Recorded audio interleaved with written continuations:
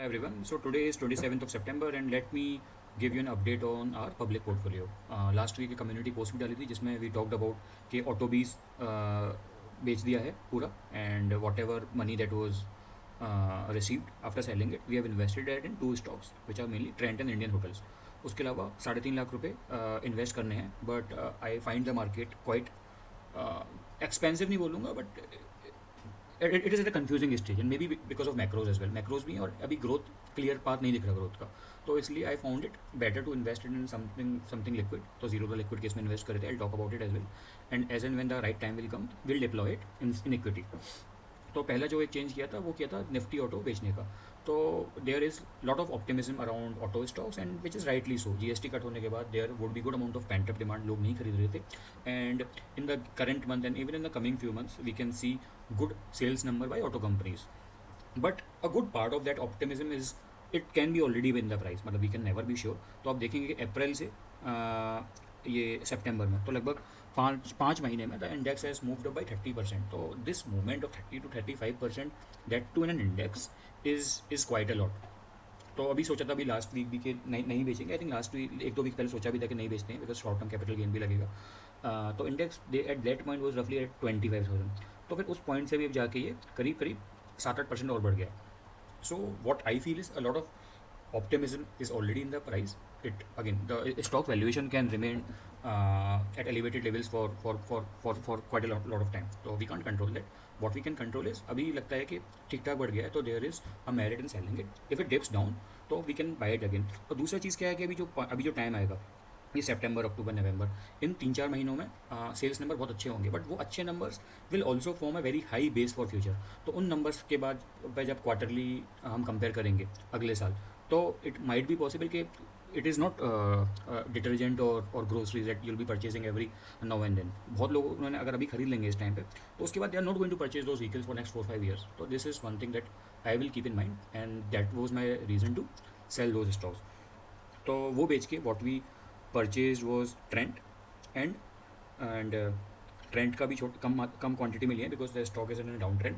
तो ट्रेंड के 11 स्टॉक्स लिए और दूसरा वो इंडियन होटल्स, बेसिकली ताज के जो लिस्टेड एंटिटी है ताज होटल्स की, ये 2 स्टॉक्स लिए थे.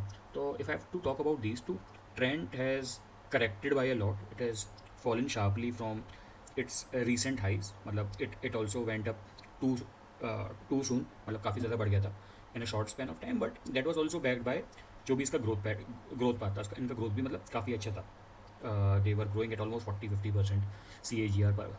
तो अभी मैं इनका पी रेशो देखता हूँ ट्रेंड का, it is at the minimum and even at a P level अभी दिखेगा कि बहुत ज़्यादा हाई है. So they are still valued at 105 का पी. पर अगर मैं इसका पी देखता हूँ, if I see is this valuation in comparison to their growth, तो it is now at a reasonable level. तो so they were growing at 30%. तो assuming के आगे के 3 साल they don't grow at 30%, but even if they are growing at 20%, 22%, it is good enough. It is something similar to what Bajaj Finance did 5 or 6 years back and probably even doing right now. तो valuation P आप देखोगे तो काफ़ी high है but P number इसका काफ़ी reasonable लग रहा है मेरे को as of now. And given it is in clothing, demand रह गई at they provide decent clothing. इनका ब्रांड नेम जूडियो से है at reasonable prices. So as इन में लोगों का इनकम बढ़ेगा. जीएसटी कट्स हुए हैं, though GST cuts might not impact their all product ranges because कुछ प्राइस रेंज में ही इम्पैक्ट है जीएसटी कट्स का. बट आई एम एज्यूमिंग कि even if their sales growth is not 30%, it comes down to 20 या 22, it is good enough and their ROE can support that growth without needing external funding, without doing QIP और diluting their equity. So इस लिहाज से ये काफ़ी सही है. Depth मतलब है थोड़ा बहुत but it is on a reasonable level. तो एक ट्रेंड एक स्टॉक ऐड किया because it looks like a reasonable growth stock at good valuation. मतलब it is not very cheap. अगर बहुत चीप होता तो we could have purchase more units of it. और अभी डाउन ट्रेंड में भी है तो पॉसिबल है कि थोड़ा और नीचे जाए but the downside as I see now is capped up to an extent. दूसरा है Indian hotels. Again GST cut होने से and by lowering of taxes the expectation is people will spend more and hotels is probably one area that is definitely going to do well in future, if not in next 6 months, not in 1 year, but maybe अगले 4-5 साल में the growth runway is huge. इसका भी मैं अगर PE देखता हूँ तो बाकी लिस्टेड एंटिटीज़ में इंडियन होटल्स का price to earning is higher than average. ITC का जैसे ज़्यादा है, शेरेट होटल्स का ज़्यादा है, but again P is higher than average, but इसका भी मैं अगर पी जी देखूँ, it is at a very reasonable level.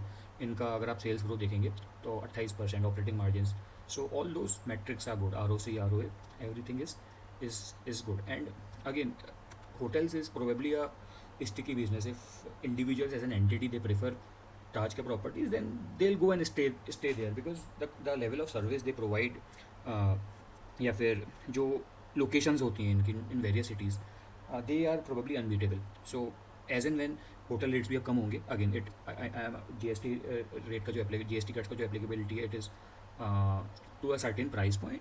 But again going forward Indian government भी टूरिज्म को प्रमोट कर रही है. It is one of the preferred location for even foreigners, Taj hotels, because they have properties outside as well. It is probably one of the very few Indian brands that has some visibility outside, जैसे हीरो मोटोकॉर्प या Bajaj auto कुछ देखते हैं. Not a lot of Indian brands have branding outside India. So from that perspective as well, Taj Hotels looks like a good stock to hold.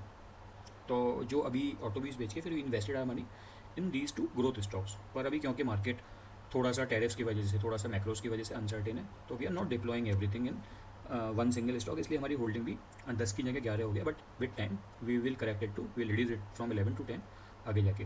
And हाँ, अगर if I have to talk about the good stocks, जो stocks अच्छे करें, then HAL again is at the top of the list. इसमें थोड़ा सा dip आया था, but we'll continue holding it, because इसमें ऑटोबीज वाला चीज़ नहीं है कि it hasn't run very fast in a short span of time. Corrections आते रहते हैं time to time, so we'll hold it. Same with Bharti Airtel. Muthoot has done well. इसके भी 2 या 3 यूनिट्स ऐड करे थे. So right now we are holding 39 units. Apollo Hospital is doing well. SBI and Vedanta has started to do well, but I think last एक दो दिन में ये दोनों स्टॉक्स भी गिर गए. और liquid case again as I told you, I think I added it on 19th of this month. तो तब जजेस ने ऐड किया था, उसके बाद से मार्केट 2-3% गिर गया है. तो even if we would have invested in it in Nifty 50, तो ये जो +315 है, ये कहीं -6-7 हज़ार तो हो जाता है आराम से. We will keep a look on the market, and as and when we think there is a good opportunity to enter the market, we will convert this liquid case wala holding into equity. So yes, there we are. And what I'll also be doing sometime next week is I'll be selling ABB. Again, we were expecting कि ABB में कुछ turnaround आएगा, and we wanted to wait till the next quarter. But given the situation, अभी क्या है कि macros की वजह से the corporates are not confident enough for a lot of capex. And even government का push अभी क्या है, it is more around pushing and elevating consumption, के लोग जाके जो रोज़मर्रा की चीज़ें उसमें खर्चा ज़्यादा करें. And even corporates are not that confident about the economy right now. तो शॉर्ट टर्म में या फिर इवन मीडियम टर्म में हो सकता है कि जो ग्रोथ पोटेंशियल ABB में दिख रहा था वो अभी नहीं दिखे. तो if I sell this, I will update it on the YouTube post as and when I sold it, and whatever we'll buy, we're going to update it. Okay.